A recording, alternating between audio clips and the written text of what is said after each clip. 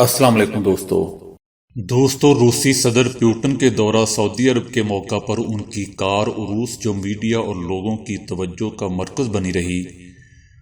रूसी सदर ने रियाज में भी यही कार इस्तेमाल की थी। उरूस खास तौर पर सदर के लिए डिजाइन की गई थी। रूसी इंजीनियर्स ऑर्गेनाइजेशन के फर्स्ट डिप्टी चेयरमैन ने बताया कि उरूस अमरीकी सदर ट्रंप की कैडिलक से भी ज्यादा जदीद है।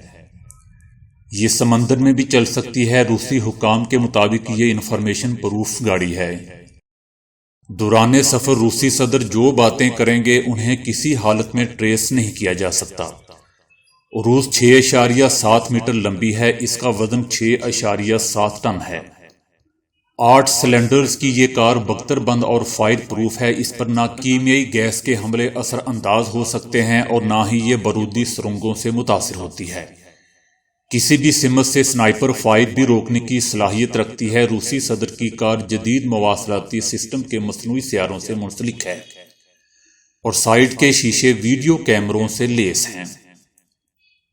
दोस्तों रूसी सदर की गाड़ी तो ठीक ठाक है, लेकिन दूसरी तरफ बज़ाहिर ऐसा लगता है कि रूसी सदर दो बड़े खलीजी ममालिक सऊदी अरब और ईरान के दरमियान जारी हालिया कशीदगी में फरीक बनने के हक में नहीं है और इस हवाले से किसी भी इल्जाम तराशी से कतरा रहे हैं। जब रूसी सदर से सवाल हुआ कि उनके मुताबिक सऊदी तेल की तनसीबात पर हमलों के पीछे कौन था, तो उनका जवाब था कि उन्हें ये नहीं मालूम कि हमला किसने करवाया और इस वाक़े के बारे में उनके पास कोई ठोस मालूमात नहीं है।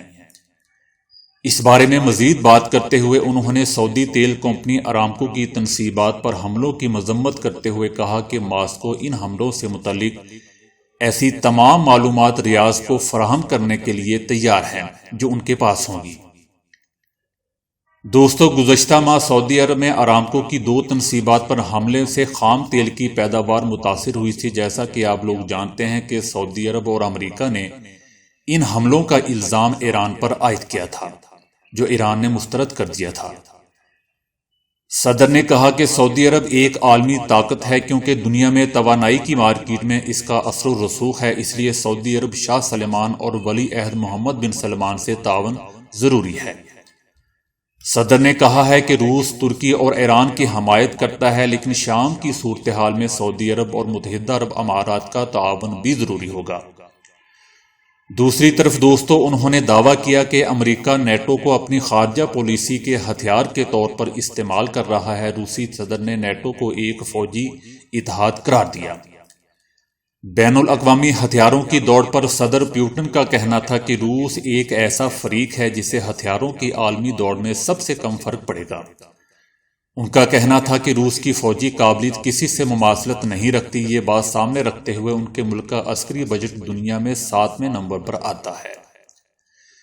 दूसरी तरफ दोस्तों रूस की जानिब से आलमी सतह पर मुस्लिम रहनुमाओं से मुलाकात से एक अमर वाज़ेह होता है कि सदर प्यूटन मजहबी रहनुमाओं और मजहब की ताकत से आगाह हैं और वो नरम अंदाज से अपनी ताकत को सफारतकारी में बरोए का लाते हुए दाखिली और आलमी सतह पर मौजूद अनासर को मुतासिर कर सकते हैं।